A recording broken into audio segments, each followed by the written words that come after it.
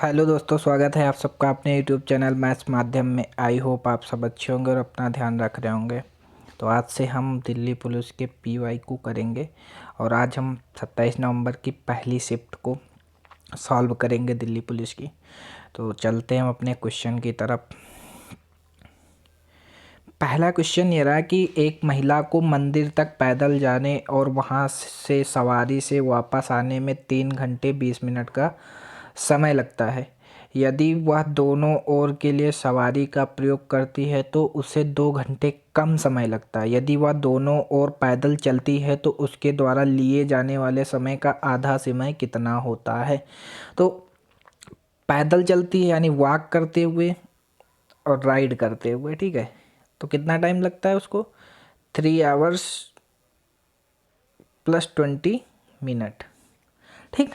फिर बोला गया है कि अगर वो दोनों ओर के लिए सवारी का प्रयोग करते तो उसे 2 घंटे कम समय लगता है। यानी अगर दोनों तरफ वो राइड से करती है राइड, तो कितना टाइम लगता है, 1 आवर 20 मिनट, ठीक है। अब जानते हो दोनों तरफ जाती है तो 2 आवर बराबर हो जाएगा 1 घंटा।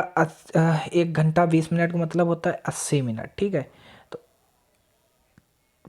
आर बराबर एक तरफ से जाने में उसको 40 मिनट लगेंगे, ठीक है, सवारी से।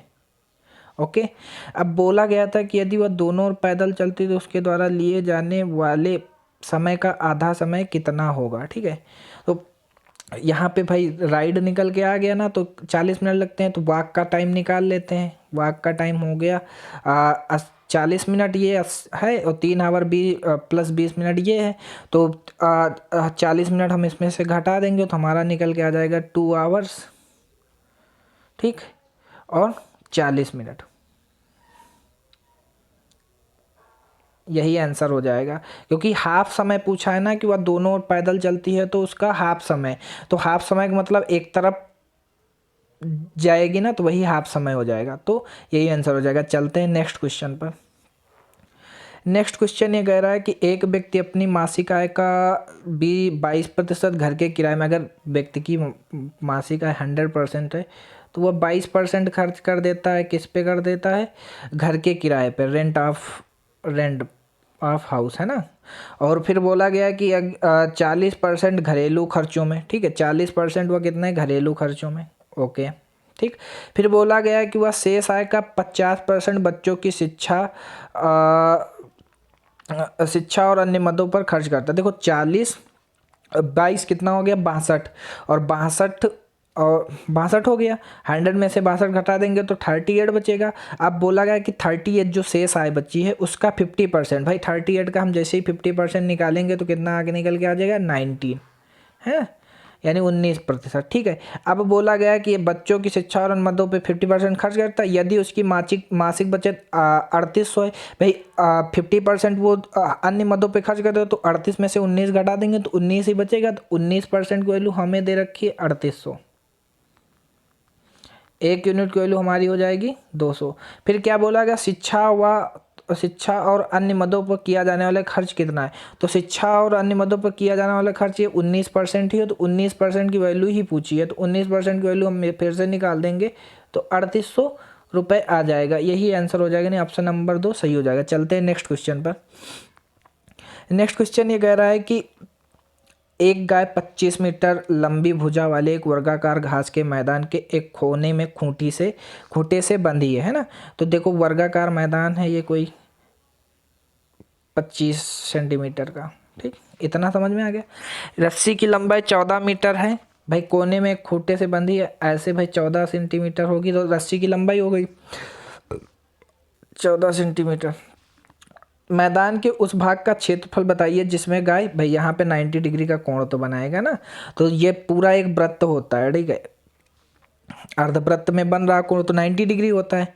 देन अब क्या करेंगे, ये फार्मूला होता है कि भाई घास के चरने के लिए क्या करेंगे, ये इतनी एरिया निकालने के लिए हमें क्या फार्मूला होता है, πr² θ/360, इतना होता है। तो हम पाई की वैल्यू रख देंगे 22/7, आर की वैल्यू 14 × 14, और थीटा की वैल्यू 90 डिग्री, क्योंकि 90 डिग्री कोण बना रहा है, अपान में 360 कर देंगे। ठीक, तो 94 ये हो जाएगा, 7 दूनी 14 ये हो जाएगा। ठीक, और 2 दूनी 4 और 2 सत्ते 14, 22 की गुणा हम 7 से करेंगे, 154 सेंटीमीटर निकल के आ जाएगा कि 6 गाय के द्वारा कितनी घास चरी गई। ठीक है, अगर त्रिज्या तुम्हारी 14 सेंटीमीटर दे रखी हो और गाय घास का क्षेत्रफल पूछा जाए कितना घास चरा जाएगा, तो सीधे 154 लगा के चले ना, क्योंकि 7 का मल्टीपल 22 इंटू 7 होगा, तो तुम 154 लगा के चले ना, सीधे ही करना है। इसमें फार्मूला लगाने की ज़रूरत नहीं, इतना याद रखना इस चीज़ में। और हमेशा यही 14 सेंटीमीटर दे के ही पूछता है क्वेश्चन, बहुत बार ये रिपीट हुआ है क्वेश्चन। चलते हैं नेक्स्ट क्वेश्चन पर। नेक्स्ट क्वेश्चन ये कह रहा है कि 5 मित्रों का औसत मासिक वेतन 62,000 रुपये। देखो 5 मित्रों का औसत मासिक वेतन कितना है, 62,000, 62,000। ठीक, इतना लिख लिया। फिर उसके बाद 5 दोस्तों में से एक सुरिंदर की पदोन्नत मतलब प्रमोशन हो जाता है और वेतन में वृद्धि मिली। यदि उनके वेतन का नया औसत 64,250 है। देखो उनके वेतन का नया औसत, ठीक है, उनके वेतन का नया औसत कितना, 64,250। ठीक, एक पदोन्नति मिली थी, तो इन दोनों का अंतर करेंगे कितना आएगा, सुरिंदर के मासिक वेतन में कितनी वृद्धि, इन दोनों का हम अंतर करेंगे कितना आएगा, ये आ जाएगा 2,250। ठीक है, 2,250 रुपये इन दोनों का अंतर आ गया। और कितनी जगह बढ़ेगा वेतन, ये 5 जगह बढ़ेगा ना, 2,250 बढ़ रहा है तो ये 5 जगह बढ़ेगा। तो हम 5 की मल्टीप्लाई 2250 में कर देंगे, 5 0 0 5 चौ 25 और हासिल लगे तो 5 दूनी 10 2 12 और 5 दूनी 10 1 11, यानी 11,250 रुपये सुरेंद्र के मासिक वेतन में वृद्धि होगी। ऑप्शन नंबर 3 सही हो जाएगा। चलते हैं नेक्स्ट क्वेश्चन पर। नेक्स्ट क्वेश्चन ये कह रहा है कि यदि किसी दो संख्याओं का गुणनफल 92 से 16 है, मतलब 9,216 है, जब बड़ी संख्या को छोटी संख्या से विभाजित किया जाता है तो भागफल 16 होता है और कोई शेष नहीं रहता, तो संख्याओं के बीच क्या अंतर होगा। देखो दो संख्याओं यानी a into b upon a is equal to 9 to 16 है ना। फिर बोला गया कि बड़ी संख्या को छोटी संख्या से विभाजित किया जाता है। बड़ी संख्या मान लेते बड़ी संख्या a है, इसको छोटी संख्या से विभाजित किया जाता है तो भागफल यानी आंसर कितना आता है 16। ठीक है, तो हमें पता है a बराबर कितना निकल के आ जाएगा, a बराबर 16b के निकल के आ जाएगा। ओके, इतना समझ में आ गया। अब हम क्या करेंगे, जहाँ भी a है वहाँ पर हम 16 की a की वैल्यू रख देंगे, यानी 16v into b is equal to 92 16। अब हम इसको 16 से काटेंगे तो कितना आएगा 576 और बी स्क्वायर बराबर आ गया 576। ओके, बी स्क्वायर बराबर 576, तो बी बराबर निकल के आ जाएगा हमारा 24। इतना समझ में आ गया होगा। ठीक है, अब बोला गया था कि संख्याओं के बीच का अंतर क्या होगा। ठीक, अगर एक संख्या 16 है दूसरी संख्या b है, ठीक है, एक संख्या 16 भी है दूसरी संख्या b है, तो इन दोनों का अंतर क्या करेंगे, अरे यहीं से हम कर लेते हैं, b बराबर 1 है तो इन दोनों का अंतर 15 है, तो हमें 15 का अंतर ही बताना है, तो 15 इंटू 24 कर देंगे, कितना निकल के आ जाएगा हमारा, 15 इंटू 24 करेंगे 360 निकल के आ जाएगा। यही अंतर पूछा था, ऑप्शन नंबर ए सही हो जाएगा। चलते हैं नेक्स्ट क्वेश्चन पर। नेक्स्ट क्वेश्चन ये कह रहा है कि दो छात्रों ए और बी को पुरस्कार राशि के रूप में कुल 4400 का भुगतान किया गया। यदि ए को बी को भुगतान की गई राशि का 120% भुगतान किया गया है तो बी को कितनी राशि का भुगतान किया गया।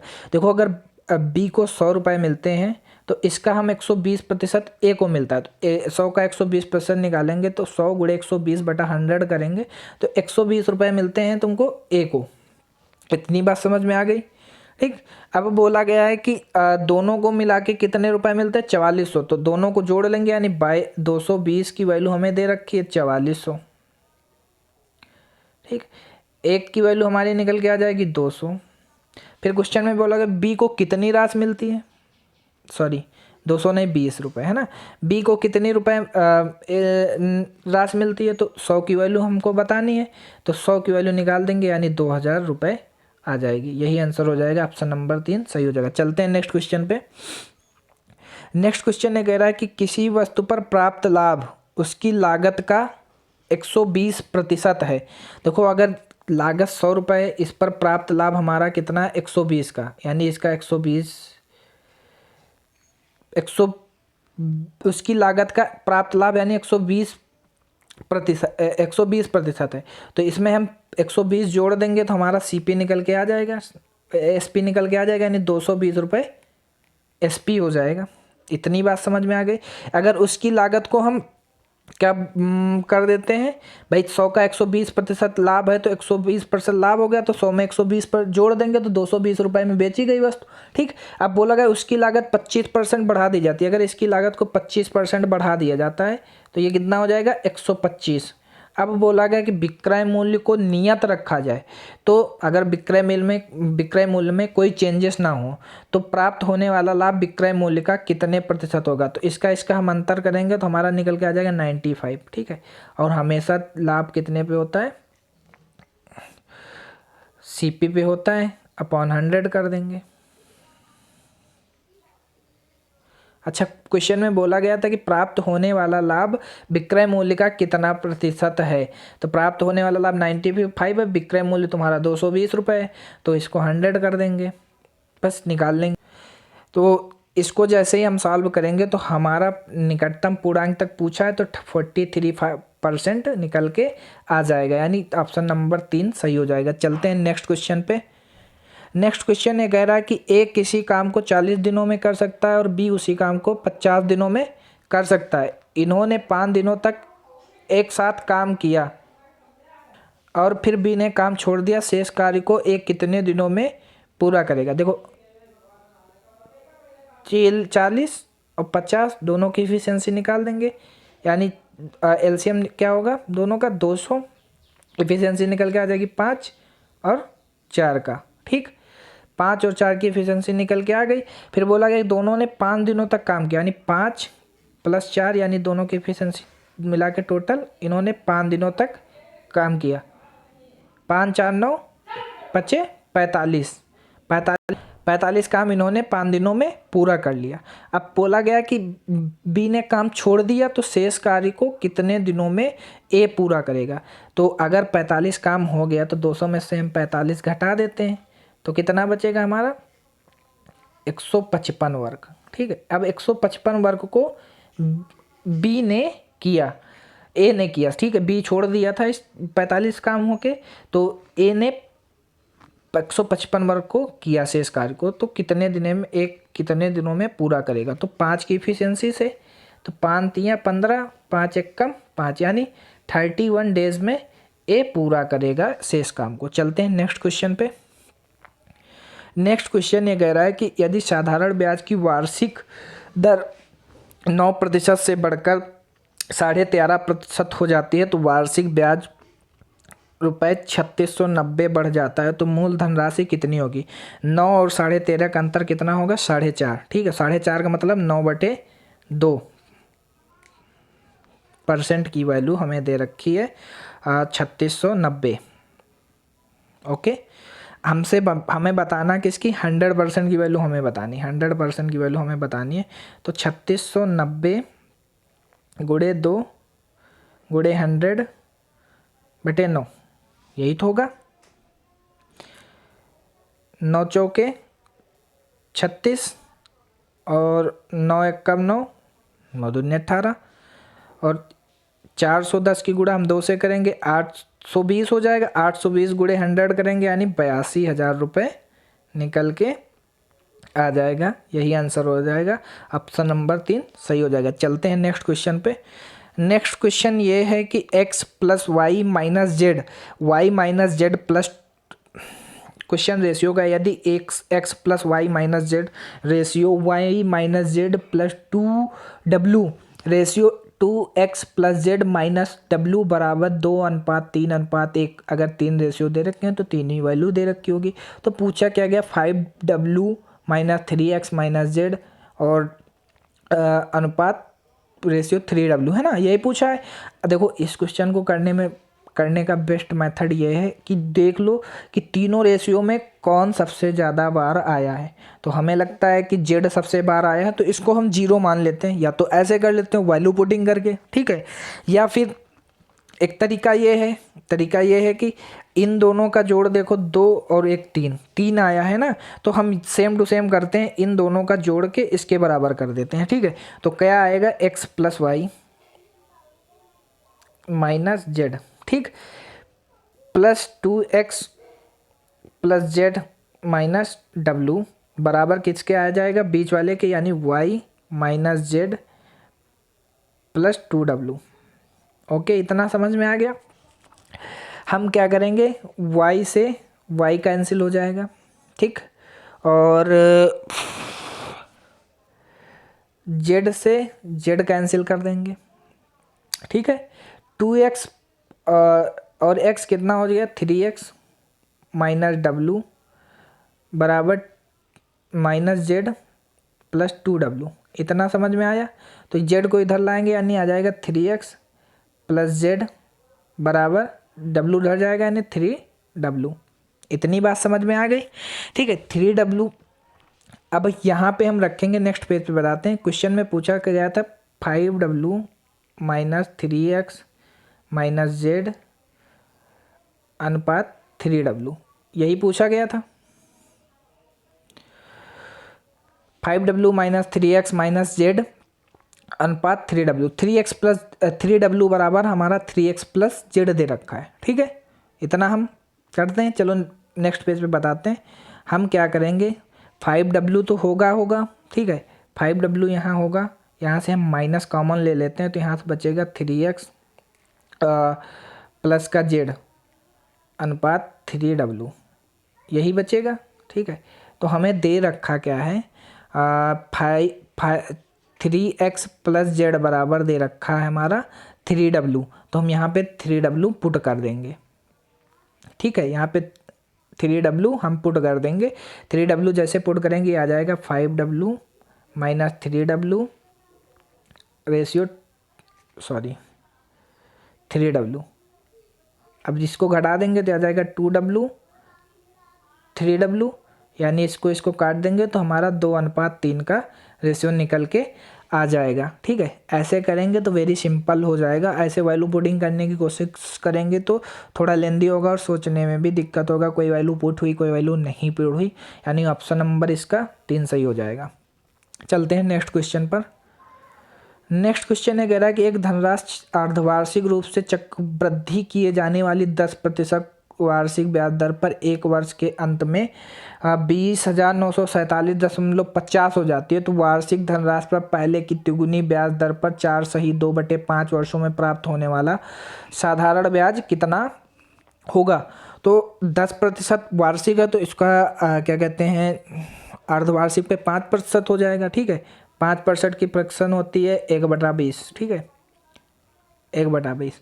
तो 1/20 है, तो 20 से 21 हुआ एक साल में, फिर दूसरे साल भी 20 से 21 हुआ, दोनों की मल्टीप्लाई कर देंगे, यानी 400 और ये 441। तो हमें क्या पूछा है, 441 यूनिट की वैल्यू हमें दे रखी है 20,947.5, और 400 यूनिट की वैल्यू हमसे पूछी है 20,947.5 इंटू कितना आ जाएगा, 400 के, क्योंकि 400 की वैल्यू हमें बतानी है, और ये 441 के बराबर आ जाएगा। ओके, ये पॉइंट हटाएंगे, ये 2 जीरो आ जाएंगे, यानी 2 जीरो से ये 2 जीरो कैंसिल हो जाएंगे, ठीक। इतना समझ गए।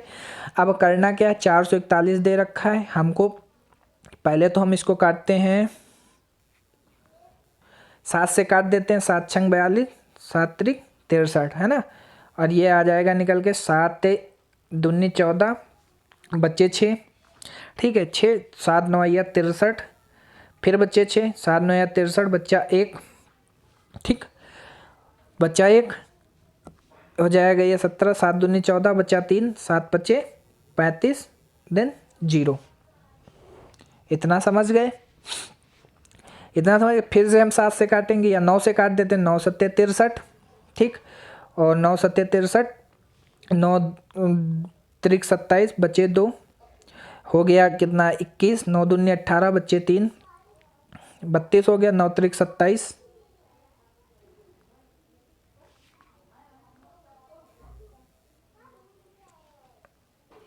कितना 22 हुआ, 9 दूनी 18 करेंगे और 9 पचे 45, जीरो। ठीक है, 32 250, फिर 7 से काट देंगे इसको, ये आ जाएगा 7 चौके 28 और बचे कितने 4, 7 छंगे 42, sorry sorry sorry sorry sorry sorry sorry,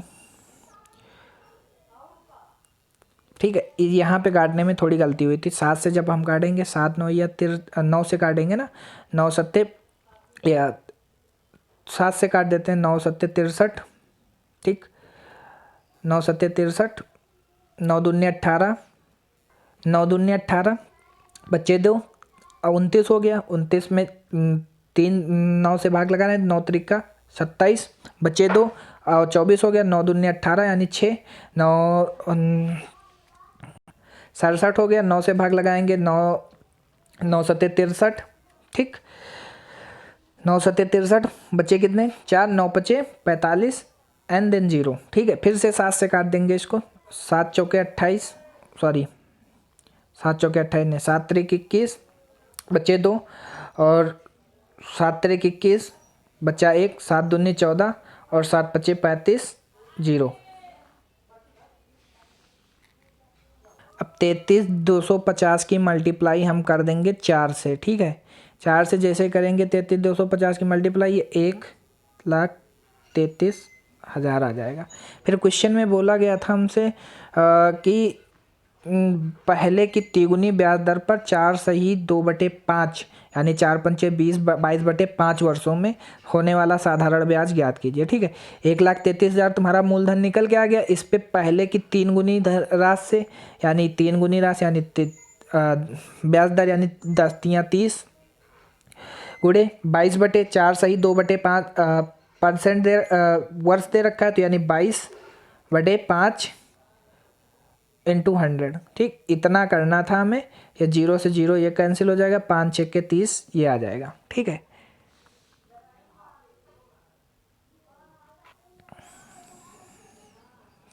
ठीक, इतना आया हमारा। कुछ ना कुछ इस क्वेश्चन में कैलकुलेशन मिस्टेक ज़रूर हुई है। एक बार मैं फिर से चेक कर लेता हूँ क्या कैलकुलेशन मिस्टेक हुई। कहीं ना कहीं मिस्टेक हुई क्योंकि आंसर नहीं आ रहा है। चलते हैं अपना, इसको मैं फिर से करता हूँ एक बार इरेज करके, क्योंकि कहीं ना कहीं कैलकुलेशन मिस्टेक ज़रूर हो गई। क्योंकि यहाँ तक तो हमारा क्या कहते हैं, यहाँ तक हमारा क्वेश्चन सही था, यहाँ तक हमारा सही था। तो हम फिर से कैलकुलेशन मिस्टेक हुई है, तो हम कोशिश करते हैं कि इसको फिर से करने की। एक बार मिस्टेक कहाँ हुई, ठीक, ताकि आंसर आ जाए। ऐसा आंसर आ नहीं रहा था, तो हम चलते हैं। देखो हमारा क्वेश्चन दे रखा था कि 20,947.50 यानी जो है अंत में 20,947.50 हो जाती थी। तो 441 यूनिट की वैल्यू हमें दे रखी थी 20,947.50 भागे 441 करेंगे और इनटू करेंगे हम 400, क्योंकि 400 यूनिट की हमें मूलधन निकालना है। अब हमें करना क्या है, ठीक है, तो ये पॉइंट हटाएंगे, पॉइंट का मतलब इंटू 10 होगा और ये 0 से 0 कट जाएगा। इतना समझ गए, दोनों 0 से 0 कट जाएंगे। ठीक है, डबल 0 होंगे। आगे चलते हैं, 7 से काटेंगे तो ये आ जाएगा हमारा 63 और ये आ जाएगा तुम्हारा कितना 7 एक कम 7, बचे कितने 6,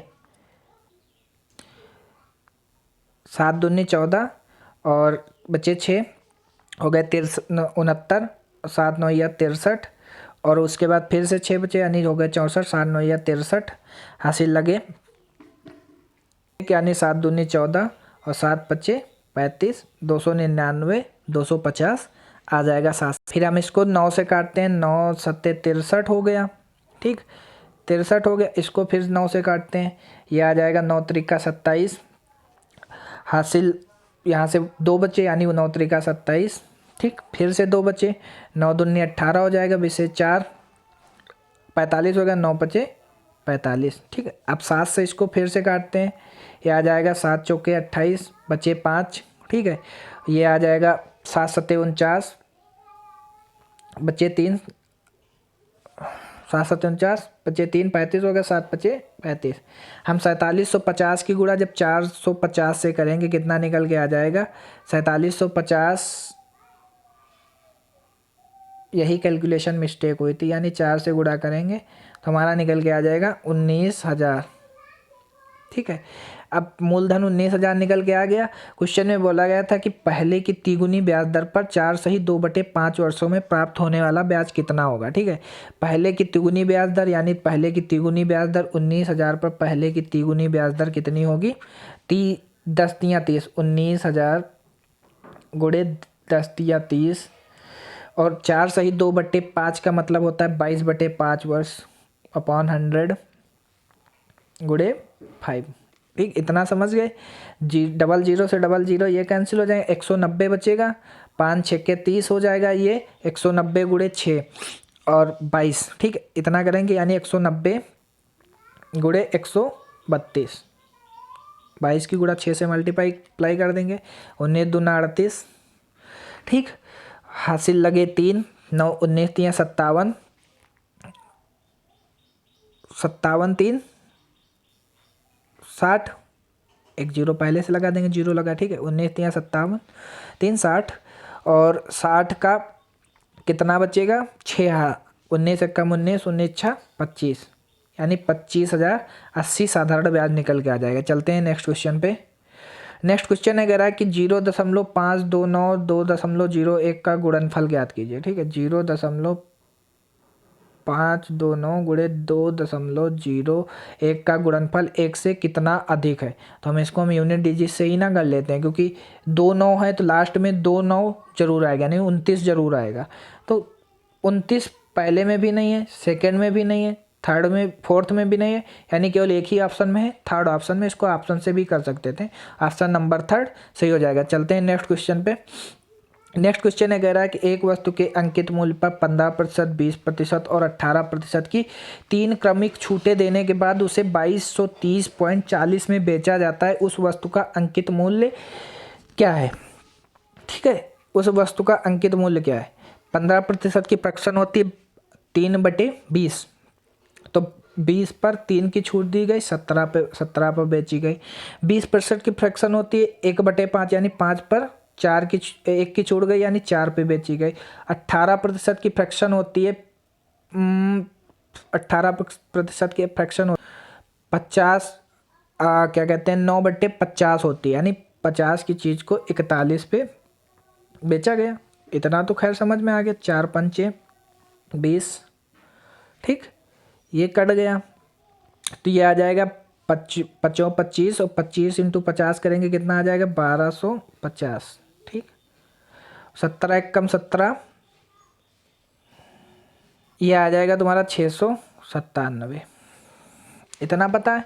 अब 697 अंकित मूल्य पूछा गया था, 697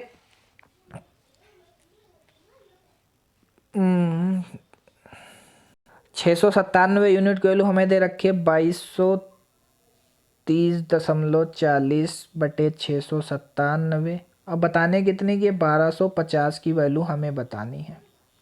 ओके जब हम इसको काटेंगे, हम जब इसको सॉल्व करेंगे तो ये 697 से जब हम इसको भाग देंगे तो ये समथिंग 3.2 के बराबर आएगा। तो 3.2 × 1250 करेंगे तो हमारा 4,000 रुपये अंकित मूल्य निकल के आ जाएगा। यही आंसर हो जाएगा। चलते हैं हम अपने अंतिम क्वेश्चन पर।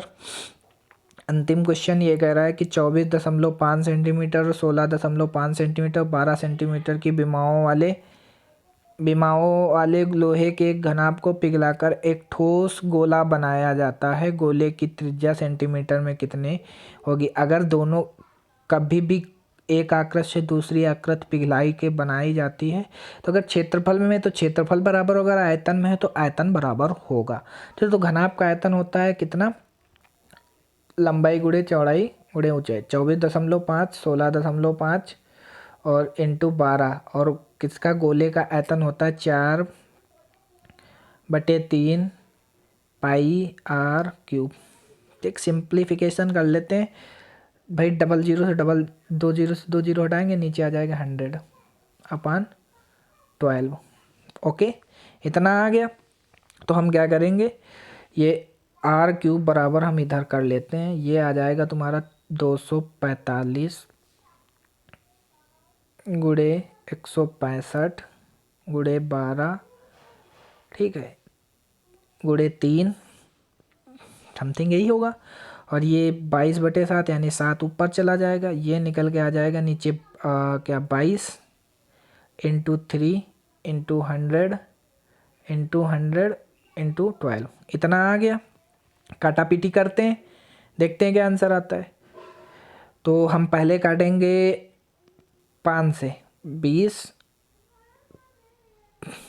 ठीक, और ये आ जाएगा 5 चौके 20, 5 9 45, ठीक, इतना आ गया। और फिर हम काटते हैं 5 से, 5 चौके 20, ठीक, और 5 तियाँ 15 और 5 तियाँ 15 हासिल लगे, 5 तियाँ 15 33, ठीक, 11 दूना 22 और 11 तियाँ 33, इतना आ गया। 4 तियाँ 12 से 12 कैंसिल हो जाएगा, ठीक है, और ये 12 से 12 कैंसिल हो गया, 3 से 3 कैंसिल हो, ऊपर बचा 49 इंटू 7 और नीचे बचा 4 दूनी 8, ठीक है। तो नेक्स्ट पेज बता, ऊपर बचा आर क्यूब बराबर 49 इंटू 7 और नीचे बचा 8, इनका क्यूब करेंगे हम तो क्या आ जाएगा, ऊपर से बचेगा 7, 343 होता है और नीचे बचेगा 2, ऊपर कुछ और भी चीज़ बची होगी, ऊपर बची है तुम्हारी 3 तक की 9 और 4 तिया 12, ठीक है, ऊपर बचेगी तुम्हारी 11 तिया 33, यहाँ से भी 3 बचा, यहाँ से भी 3 बचा और ये भी 3 तुम्हारा बचेगा, यानी तुम्हारा बचेगा 27 बचेगा, यानी 27 इंटू 3 करेंगे तो तुम्हारा 7 3 21 यानी 10.5 सेंटीमीटर निकल के आ जाएगी तुम्हारी त्रिज्या। तो गाइस सेशन कैसा लगा कमेंट बॉक्स में ज़रूर बताइएगा। थोड़ा एक क्वेश्चन में कैलकुलेशन मिस्टेक हुई थी, उस चक्कर में थोड़ा टाइम ज़्यादा लगा, बट मैंने उसको अच्छे से एक्सप्लेन भी कर दिया आप सबको। तो क्लास कैसी लगी कमेंट करके ज़रूर बताइएगा और मिलते हैं नेक्स्ट क्लास में। और क्वेश्चन देख लेना, प्रीवियस ईयर ही हैं सारे, 27 नवंबर की फर्स्ट शिफ्ट है, मिला लेना आप लोग, पूरी की पूरी शिफ्ट है, 15 क्वेश्चन आए थे, वो सारे क्वेश्चन मैंने करा दिए हैं। क्लास कैसी लगी कमेंट करके ज़रूर बताइएगा और अपना ध्यान ज़रूर रखना। तो बाय बाय, टेक केयर, मिलते हैं कल इसी टाइम पे।